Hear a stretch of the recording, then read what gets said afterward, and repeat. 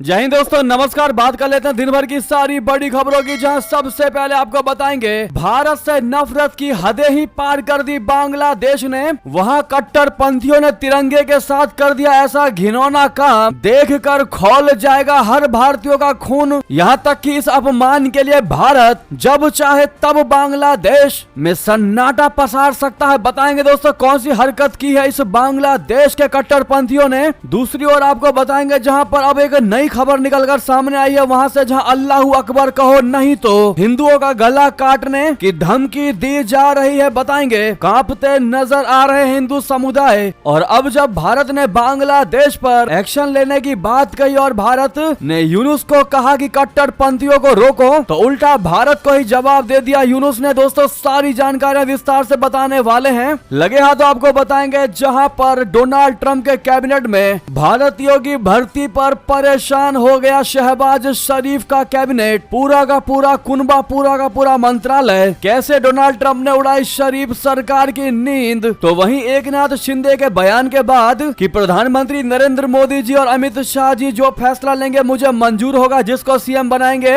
मुझे मंजूर होगा। अब अचानक से गृह मंत्रालय की मांग कर दी है दोस्तों एकनाथ शिंदे की पार्टी की ओर से गृह मंत्रालय की मांग की गई है। बताएंगे जिसने एक बार फिर से चौंका दिया है कि कौन होगा सीएम महाराष्ट्र का। इस मांग के बाद उम्मीदों पर फिर गया पानी, अब ये नेता बनेगा महाराष्ट्र का नया मुख्यमंत्री। तो ये सारी खबरों को जानने के लिए आराम से वीडियो के लास्ट तक बने रहेगा। और खबरों में आगे बढ़ने से पहले अपने देश भारत का निरंतर समर्थन करते और मानते हैं कि बांग्लादेश में इन कट्टरपंथियों को सजा मिलनी ही चाहिए। तो इस वीडियो को लाइक करके, चैनल को सब्सक्राइब करके, बेल आइकन दबा के जय हिंद अवश्य कह दीजिएगा। बात करें पहली और सबसे बड़ी खबर की, जहां भारत से नफरत की हदें पार, बांग्लादेश में कट्टरपंथियों ने तिरंगे के साथ किया घिनौना काम। दोस्तों ढाका यूनिवर्सिटी के गेट पर पेंट कर दिया तिरंगा और उस पर छात्र चलते दिखाई दिए हैं। जी हां, बांग्लादेश में 5 अगस्त 2024 के बाद शेख हसीना के देश छोड़ने के बाद से हिंदुओं के लिए किसी जहन्नुम से कम नहीं बन चुका है वो देश। लगातार मोहम्मद यूनुस की शह पर मुस्लिम कट्टरपंथी हिंदुओं पर हमला कर रहे हैं, जिसका कवरेज हम लगातार अपने खबरों के माध्यम से आपको दे रहे हैं। हिंदुओं के धर्म स्थलों को क्षति पहुंचा रहे हैं, उन पर हमला कर रहे हैं। ये भी देखने को मिल रहा है कि बांग्लादेश में भारत के प्रति नफरत बढ़ती जा रही है। कुछ ऐसा ही नजारा एक बार फिर बांग्लादेश में देखने को मिला है। दरअसल पूरा मामला यह है कि बांग्लादेश की एक यूनिवर्सिटी की गेट पर भारत के राष्ट्रीय ध्वज तिरंगा को पेंट कर दिया गया है और इस पेंट पर से बांग्लादेशी छात्र पैर रखकर गुजरते हुए नजर आ रहे हैं। यानी कि दोस्तों ये तिरंगा कुछ इस प्रकार से गेट के पास बनाया गया है कि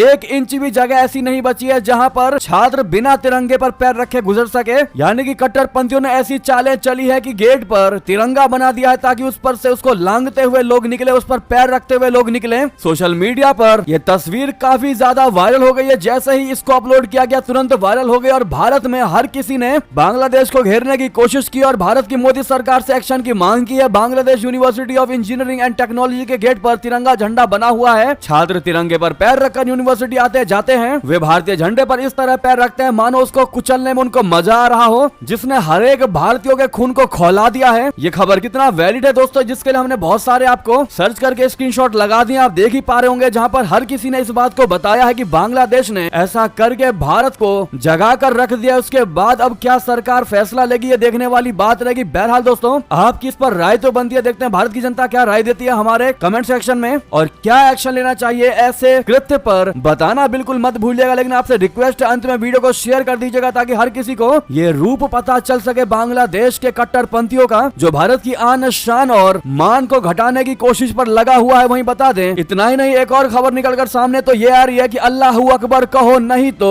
गला काट दिया जाएगा तुम्हारा, हिंदुओं का गला काट दिया जाएगा। जी हां, बांग्लादेश में कट्टरपंथियों की हिंदुओं को बहुत बड़ी और खुली धमकी कि आज की ये नई खबर निकलकर सामने आ रही है। बांग्लादेश में हिंदुओं को निशाना बनाकर उनके साथ मारपीट की जा रही है। इस्लामिक कट्टरपंथी उनके घरों, दुकानों और यहाँ तक कि मंदिरों को भी तोड़कर उनके आग के हवाले कर दे रही है। वहीं अब बांग्लादेश में इस्लामिक कट्टरपंथियों ने हिंदुओं का अंतिम संस्कार करने से पहले अल्लाहू अकबर कहने की शर्त रख दी है और ऐसा नहीं कहने पर हिंदुओं का गला काटने की धमकी दी जा रही है। वहीं बांग्लादेशी इस्लामिक कट्टरपंथी अपने हाथों में तलवार लेकर हिंदुओं को धमका रहे हैं। बांग्लादेश से ऐसी कितनी ही फोटो और वीडियोस सोशल मीडिया पर वायरल है जो हम आपको दिखा तक नहीं सकते, इतना ज्यादा भयंकर वीडियोस हैं। इनमें कट्टरपंथी बांग्लादेश में इस्कॉन की किसी गतिविधि को देखते हुए गला काटने की धमकी दे रहा है। इसके अलावा हिंदुओं के मृत शरीर का अंतिम संस्कार करने से पहले कह रहा है कि तुम हिंदुओं को अल्लाहू अकबर कहना पड़ेगा इसको अंतिम संस्कार करने से पहले, नहीं तो तुम्हारा गला काट दिया जाएगा। जी हाँ, अब आप ही बताइए दोस्तों, ऐसे में हिंदू समुदाय जो अल्पसंख्यक मात्रा में है वो करे तो आखिर करे क्या? जब कट्टरपंथी भर करके इनको घेर लेंगे तो मजबूरन इनको अपनी जान की रक्षा करने के लिए वो जो कहेंगे करना ही पड़ेगा, जो वाकई में ये दर्शाता है कि बांग्लादेश में कट्टरपंथियों की वजह से बांग्लादेश के हिंदू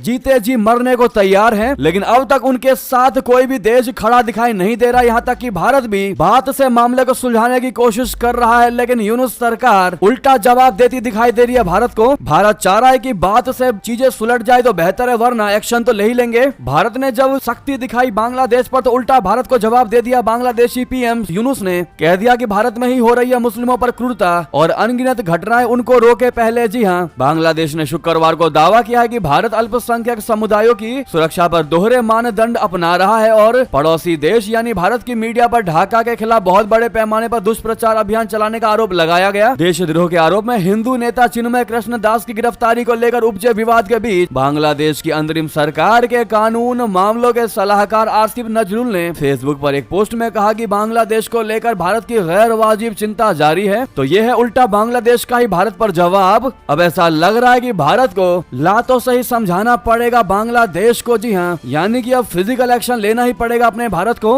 आज में दोस्तों आरएसएस ने भी बड़ा बयान दिया। बांग्लादेश में हिंदुओं के मुद्दे पर कह दिया है कि अत्याचार बंद होना चाहिए, चिन्मय दास को रिहा किया जाना चाहिए और केंद्र सरकार से अपील कर दी है कि हिंदुओं के लिए उठाना होगा तुम्हें सख्त कदम। जी हाँ, राष्ट्रीय स्वयंसेवक संघ ने बांग्लादेश की अंतरिम सरकार से यह सुनिश्चित करने की शनिवार को अपील की है कि हिंदुओं पर अत्याचार बंद हो और हिंदू आध्यात्मिक नेता चिन्मय कृष्ण दास को जेल से तत्काल रिहा किया जाए। आरएसएस महासचिव दत्तात्रेय होसबाले ने एक बयान में भारत सरकार से अपील की है कि वो बांग्लादेश में हिंदुओं और अन्य अल्पसंख्यकों पर अत्याचारों को रोकने के लिए अपने प्रयास जारी रखे तथा उनके प्रति समर्थन में वैश्विक राय बनाने के लिए जल्द से जल्द आवश्यक कदम उठाए। दोस्तों वाकई में आप चाहते हैं कि भारत को अब हर तरीके से इस पर सीरियस एक्शन लेना चाहिए, चाहे कुछ भी हो जाए, हिंदुओं की रक्षा होनी चाहिए, बांग्लादेश इन अल्पसंख्यकों की रक्षा होनी ही चाहिए। तो दोस्तों अभी तक आपने वीडियो को हमारे लाइक नहीं किया तो सामने लाइक का बटन है, आपके लिए एक सेकंड भी नहीं लगेगा दोस्तों, लेकिन हमारी मदद हो जाएगी और हमें सपोर्ट मिल जाएगा। तो आप लोग जरूर लाइक कर दीजिए वीडियो को और कमेंट में एक्शन होना चाहिए लिखना मत भूलिएगा। अगली खबर बता दें, कैसे डोनाल्ड ट्रंप ने उड़ा दी शरीफ सरकार की नींद और बज गई पाकिस्तानी सेना हेडक्वार्टर में खतरे की घंटी। बता दें, पाकिस्तान आगामी ट्रंप कैबिनेट के नामों की घोषणा से खासा परेशान है। पाकिस्तानी नीति निर्माता ट्रंप की पसंद पर कड़ी नजर रख रहे हैं, जो अमेरिकी प्रशासन की भावी विदेश नीति का संकेत है। जिन नामों का ऐलान हुआ है उससे यह स्पष्ट संदेश जाता है कि ट्रंप सरकार के लिए भारत प्राथमिकता सूची में काफी ऊपर है। माना यह जा रहा है कि पाकिस्तान ट्रंप प्रशासन और अमेरिकी विदेश नीति की प्राथमिकता सूची में शामिल नहीं है। सीनेटर मार्को रूबियो को अगले अमेरिकी विदेश मंत्री के रूप में नामित किया गया है। उन्होंने भारत का समर्थन करने वाला एक विधेयक पेश किया था जिससे रावलपिंडी स्थित पाकिस्तानी सेना मुख्यालय में खतरे की घंटी बज गई थी। रूबियो की तरफ से सीनेट में पेश किए गए अमेरिका भारत रक्षा सहयोग अधिनियम में क्षेत्र में चीन के बढ़ते प्रभाव से निपटने के लिए भारत के साथ रक्षा सहयोग बढ़ाने की अपील की गई। विधेयक में प्रस्तावित किया गया कि टेक्नोलॉजी ट्रांसफर के मामले में भारत को जापान, इजराइल, दक्षिण कोरिया और नाटो जैसे सहयोगियों के बराबर माना जाना चाहिए। इसमें यह भी सुझाव दिया गया कि नई दिल्ली को रक्षा प्रौद्योगिकी, आर्थिक निवेश और नागरिक अंतरिक्ष में सहयोग के माध्यम से सुरक्षा मदद प्रदान की जानी चाहिए। रूबियो के प्रस्तावित विधेयक में विभिन्न प्रॉक्सी समूहों के जरिए भारत के खिलाफ आतंकवाद को प्रायोजित करने में पाकिस्तान की संलिप्तता का भी उल्लेख किया गया था। इसमें सुझाव दिया गया कि इस्लामाबाद को कोई भी अमेरिकी सुरक्षा सहायता प्रदान नहीं की जानी चाहिए। यानी कि कुल मिलाकर के ट्रंप के कैबिनेट में भारत के लोगों को देख करके पाकिस्तान चौंक चुका है और वो किसी भी कीमत पर नहीं चाहता कि ट्रंप के कैबिनेट में खाली भारतीय ही हो, जिसने शहबाज शरीफ की नींद उड़ा दी है दोस्तों। क्योंकि शहबाज शरीफ इसी वजह से नहीं चाहते थे या पाकिस्तान नहीं चाहता था कि डोनाल्ड ट्रंप अमेरिका के राष्ट्रपति बने। जी हाँ, वहीं आपको बता दें, पुतिन के करीबी ने जम्मू कश्मीर पर दे दिया ऐसा बयान, भारत को नहीं आएगा वाकई में पसंद। दरअसल हाल ही में बेलारूस के राष्ट्रपति अलेक्जेंडर लुकाशेंको पाकिस्तान के दौरे पर पहुंचे, जो अंतर्राष्ट्रीय राजनीति में एक महत्वपूर्ण घटनाक्रम माना जा रहा है। लुकाशेंको जो रशिया के राष्ट्रपति व्लादिमीर पुतिन के करीबी सहयोगी माने जाते हैं, उनके इस कदम को भारत के लिए एक नई चुनौती के रूप में देखा जा रहा है। ऐसा माना यह जाता है कि बेलारूस के अधिकांश विदेश नीति फैसले पुतिन की सहमति के लिए जाते हैं, जिससे लुकाशेंको का पाकिस्तान दौरा और ज्यादा महत्वपूर्ण हो जाता है। इस दौरे के दौरान लुकाशेंको ने पाकिस्तान के नेताओं के साथ कई महत्वपूर्ण बैठकें की और दोनों देशों के बीच व्यापार को बढ़ाने पर जोर दिया। बेलारूस और पाकिस्तान के बीच आर्थिक संबंधों को मजबूत करने के लिए कई समझौते समझौतों पर चर्चा हुई। हालांकि इस दौरे का सबसे बड़ा विवादित पहलू था लुकाशेंको का जम्मू कश्मीर पर बयान देना, जो पाकिस्तान के लिए एक बड़ी राजनीतिक जीत माना गया। बेलारूस के राष्ट्रपति ने पाकिस्तान में बैठकर जम्मू कश्मीर के मुद्दे पर बयान दिया। उन्होंने कहा कि उन्हें इस क्षेत्र की स्थिति की पूरी जानकारी है और ये क्षेत्र लंबे समय से भारत और पाकिस्तान के बीच संघर्ष का कारण बना हुआ है। लुकाशेंको ने कहा कि वो दोनों देशों के बीच किसी भी तरह के संघर्ष को बढ़ने नहीं देना चाहते और इस मुद्दे का शांतिपूर्ण समाधान होना चाहिए। ये बयान खास तौर पर उस संदर्भ में महत्वपूर्ण है जब अधिकांश देशों के नेता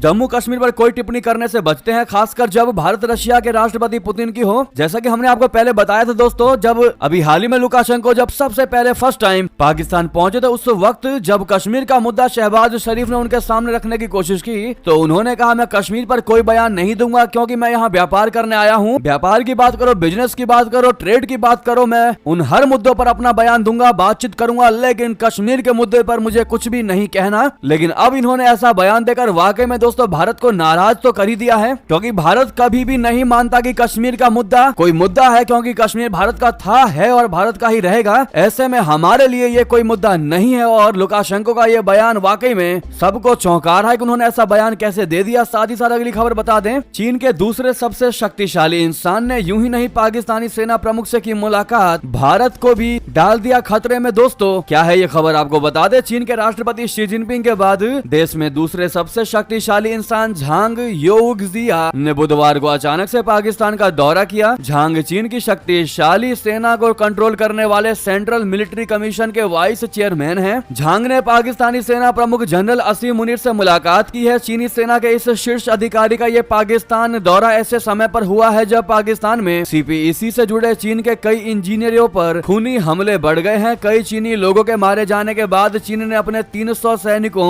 को आतंकवाद निरोधक अभ्यास के नाम पर पाकिस्तान भेजा है। चीनी सैन्य विश्लेषक सोंग झोंगपिन ने चीन के अखबार साउथ चाइना मॉर्निंग पोस्ट में बताया है कि साथ ही चीनी सेना विभिन्न सुरक्षा माहौल में अपने ड्रोन हथियारों का परीक्षण करना चाहती है पाकिस्तानी सेना के साथ। उन्होंने कहा कि यूक्रेन युद्ध ने दुनिया को यह दिखा दिया है कि आज के दौर में आतंकवाद निरोधक अभियान और पूर्ण युद्ध के लिए मानव रहित विमान बहुत जरूरी है। चीनी सेना इस क्षेत्र में खुद को दुनिया में अगुवा बनाना चाहती है। चीन ने लाओस के साथ सेना अभ्यास के दौरान भी अपने शक्तिशाली ड्रोन का जमकर प्रदर्शन किया था। चीन और पाकिस्तान की सेनाएं 5 साल में पहली बार संयुक्त आतंकवाद निरोधी अभ्यास कर रही है। पाकिस्तानी सेना का दावा है कि दोनों सेना अधिकारियों के बीच क्षेत्रीय सुरक्षा परिदृश्य, क्षेत्रीय स्थिरता के लिए जरूरी कदम और रक्षा सहयोग बढ़ाने पर गंभीर चर्चा की, जो वाकई में दोस्तों भारत को भी चौंका रहा है। तो वहीं आपको बता दें, खालिस्तानी कट्टरपंथियों और ट्रूडो सरकार को अदालत ने दिखा दिया आईना, मंदिर की सुरक्षा के लिए दिया ये आदेश। जी हां, कनाडा की एक अदालत ने हिंदुओं के मंदिर की सुरक्षा को लेकर एक बड़ा आदेश दिया है। रिपोर्ट के मुताबिक Ontario superior court of justice ने टोरंटो में एक मंदिर को निषेधाज्ञा दी है, जिसके तहत प्रदर्शनकारियों को आज के दिन मंदिर के परिसर के 100 मीटर के दायरे में इकट्ठा होने से रोका गया। दरअसल आज मंदिर परिसर में एक काउंसलर कैंप का आयोजन होगा। अदालत के इस आदेश का हिंदू संगठनों ने स्वागत किया है। Canadian Organisation for Hindu Heritage Education ने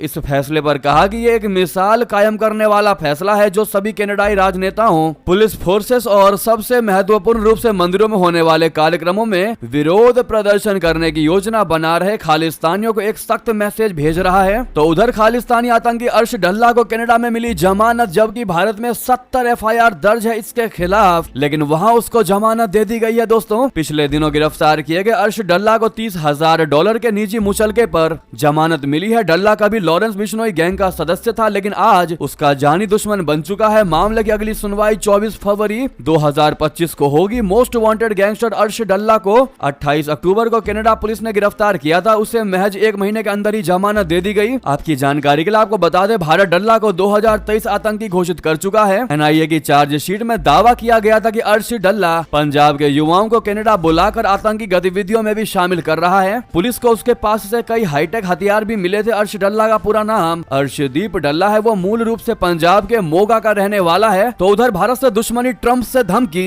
आनन फानन में चुपचाप गुपचुप तरीके से अमेरिका भागा जस्टिन ट्रूडो। दोस्तों अमेरिका में डोनाल्ड ट्रंप की जीत के बाद कनाडा के प्रधानमंत्री जस्टिन ट्रूडो डरे हुए हैं। उनकी हरकतों से ही उनकी घबराहट का अंदाजा लगाया जा सकता है। डोनाल्ड ट्रंप की 25% टैरिफ की चेतावनी के बाद वो उन्हें मनाने उनके घर पर ही पहुंच गए। आपको बता दें कि डोनाल्ड ट्रंप के प्लान में मैक्सिको से ड्रग्स सप्लाई और अवैध प्रवासियों को रोकना शामिल है। कनाडा के प्रधानमंत्री जस्टिन ट्रूडो भी कह ही चुके हैं कि ट्रंप जो कहते हैं वो करके दिखा देते हैं। ऐसे में वो आनंद फानन में डोनाल्ड ट्रंप से मिलने पहुंच गए। ट्रूडो के कार्यकाल की तरफ से फ्लोरिडा दौरे का कोई भी शेड्यूल साझा नहीं किया गया है। हालांकि उन्हें फ्लोरिडा के वेस्ट पाम बीच पर एक होटल से निकलते देखा गया। राइटर्स के मुताबिक वो डोनाल्ड ट्रंप से मार आ लाओ रिजॉर्ट में मुलाकात करेंगे, दोनों साथ में डिनर करेंगे और कई मुद्दों पर चर्चा भी करेंगे। हालांकि उनके बीच की चर्चा को गुप्त रखा जाएगा। इस मामले में ट्रूडो के कार्यालय की तरफ से भी कोई प्रतिक्रिया नहीं मिली है। जी हाँ, तो वहीं नेक्स्ट खबर आपको बता दें, जहां पर हमें गृह मंत्रालय चाहिए, एकनाथ शिंदे ने की है मांग। शिवसेना नेता और प्रवक्ता संजय शिरसाट की दो टूक। दोस्तों, भाजपा शिवसेना में गृह मंत्रालय को लेकर फंस गया पेच। शिंदे आज शाम तक ले रहे हैं फैसला।